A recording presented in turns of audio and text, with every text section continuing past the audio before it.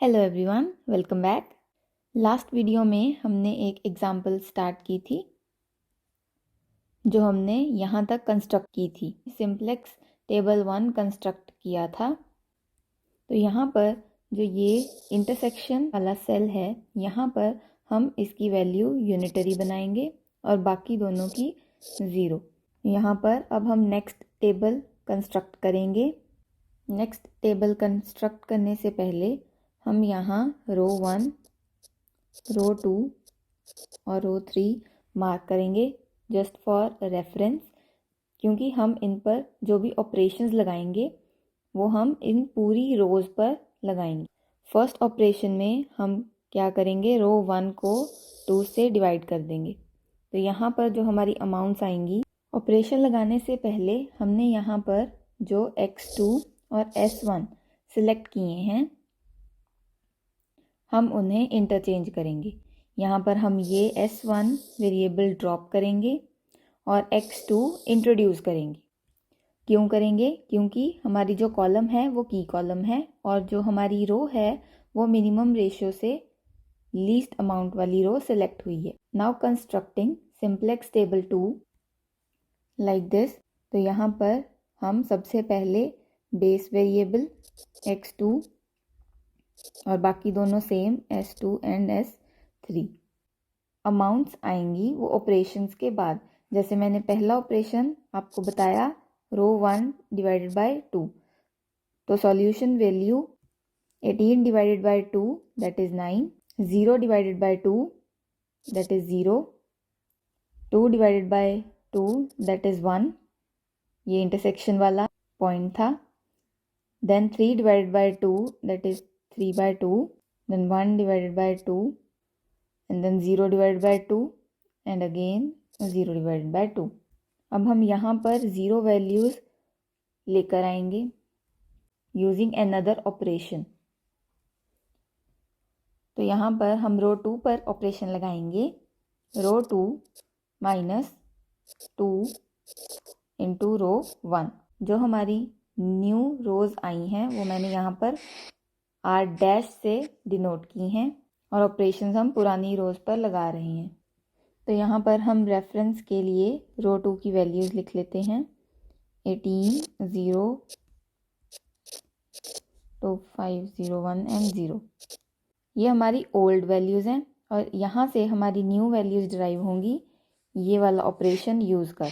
तो यहाँ पर हम लगाएंगे रो 2 minus that is 18 minus 2 and value of new R1 जो यहाँ पर अभी हमने कंस्ट्रक्ट की है। तो यहाँ पर 9, 0 minus 2 of 0, 2 minus 2,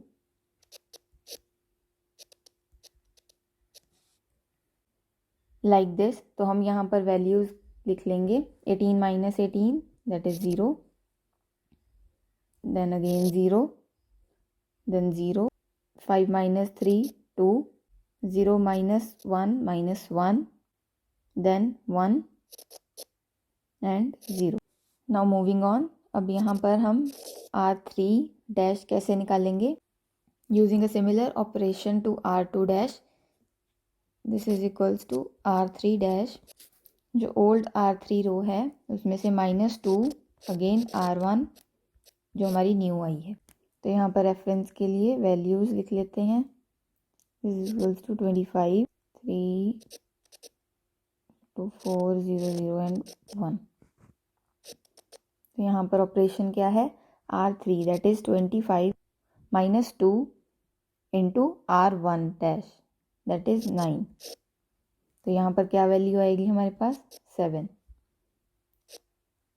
3 minus 2 into R1 dash, तो हमारे पास यहाँ वैल्यू आएगी 3, 2 minus 2 into R1 dash, this is equals to 0। Next 4 minus 2 into 3 by 2, this is equals to 1, 0 minus 2 into 1 by 2, this is equals to -1 and then 0 and 1 -2 into 0, this is 1। तो like this यहाँ पर हमारे पास simplex 2 construct हो गया है with different values. अब यहाँ पर जो हमने पहले स्टेप्स परफॉर्म किए थे वही सेम रहेंगे। जैसे यहाँ अब हम ZJ निकालेंगे, उसके बाद CJ minus ZJ, and then वहाँ से की कॉलम डिसाइड करेंगे और की कॉलम के बाद हम मिनिमम रेशो का कॉलम ड्रॉ करेंगे। तो यहाँ पर हम CJ की वैल्यू लिखेंगे। X2 का कोफिशिएंट है हमारे पास 5, S2 का 0 एंड S3 का भी 0। Now again 9 into 5 plus 0 into 0 plus 7 into 0, so this is equals to 45. Next column x1 0 into 5 plus 0 into 0 and 3 into 0, so this is equals to 0.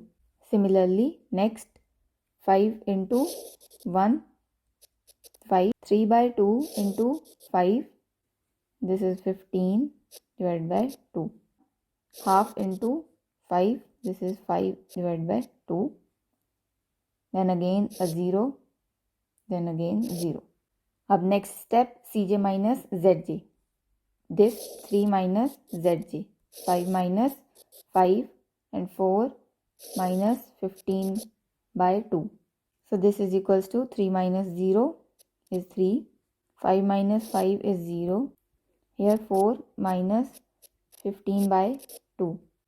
तो यहाँ पर आप अलग से सॉल्व कर सकते हो, आप अलग से भी कैलकुलेट कर सकते हैं, जैसे भी आप कैलकुलेट करना चाहते हैं। Moving on, 0 minus 5 by 2, 0 minus 0 and 0 minus 0। अब हमारी यहाँ पर की कॉलम कौन सी होगी? Most positive value of CJ minus ZJ, क्योंकि हमें आंसर में CJ माइनस ZJ की value either less that is negative चाहिए या 0 चाहिए। ठीक है, तो यहाँ पर हमारे पास ये सारी फुलफिल कर रही हैं, लेकिन ये फुलफिल नहीं हो रहा है, तो यहाँ पर हम मोस्ट पॉजिटिव वैल्यू को की कॉलम सेलेक्ट करेंगे। तो ये है हमारी key column. Now moving on to minimum ratio, क्योंकि हमें इंटरसेक्शन का पॉइंट भी चाहिए। मिनिमम रेशो कैसे निकालेंगे हम?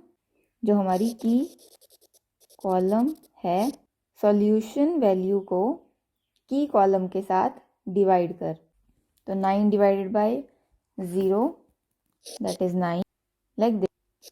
इन दोनों को डिवाइड कर, 0 divide by 0 is 0 and 7 divide by 3 that is 2.3।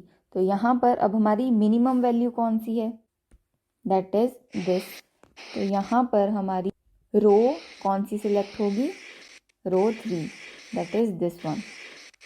तो अब यहाँ पर हम इंटरसेक्शन पॉइंट को यूनिटरी बनाएंगे और बाकियों को 0। तो यहाँ से हमारे पास next table simplex table 3 construct होगा, और अगर उसमें भी CJ माइनस ZJ की वैल्यू पॉजिटिव आई तो हम next table simplex table 4 construct करेंगे। तो यहाँ से अब हम x1 इंट्रोड्यूस करेंगे और S3 ड्रॉप करेंगे, constructing simplex table 3 like this. तो यहाँ पर base value that is x2, S2 and x1, और यहाँ पर हम बेस वेरिएबल के coefficients that is CJ, x2 का coefficient is 5, S2 is 0 and x1 3, जो हमने ऊपर भी लिखे हुए हैं यहाँ पे। नाउ मूविंग ऑन, अब हम ऑपरेशंस लगाएंगे। जो हमारा इंटरसेक्शन पॉइंट था यहाँ पर हम 1 बनाएंगे और यहाँ पर 0 0 ऑपरेशन की मदद से। तो सबसे पहले हम ऑपरेशन लगाएंगे रो 3 पर, जिसे हम यूनिटरी बनाएंगे। यहाँ पर values for reference, this is 7 3 0 1 minus 1 0 and 1। तो यहाँ पर हम ऑपरेशन लगाएंगे R1 डबल डैश, जो हमारी न्यू रो आएगी। 3 को 1 कैसे बनाएंगे? 3 को हम 1 कैसे बना सकते हैं? By dividing it by 3। तो यहाँ ऑपरेशन लगाएंगे R3 पुरानी वाली डिवाइडेड बाय 3। तो यहाँ पर 7 divided by 3, 3 divided by 3, 0 divided by 3, -1 by 3 and 1 by 3 like this. तो यही हमारी वैल्यूज़ है, that is solution value 7 by 3, 3 by 3 1 and then 0, 1 by 3, -1 by 3, 0 and 1 by 3। Moving on, row 1 और रो 2 जो हमारी सिंप्लेक्स टेबल 2 में थी वो ऑलरेडी 0 0 हैं, तो हम उन्हें एज इट इज़ यहीं पर ऐसे ही लिख लेंगे। This is 1, 3 by 2, 1 by 2, 0 and 0, then 0 0।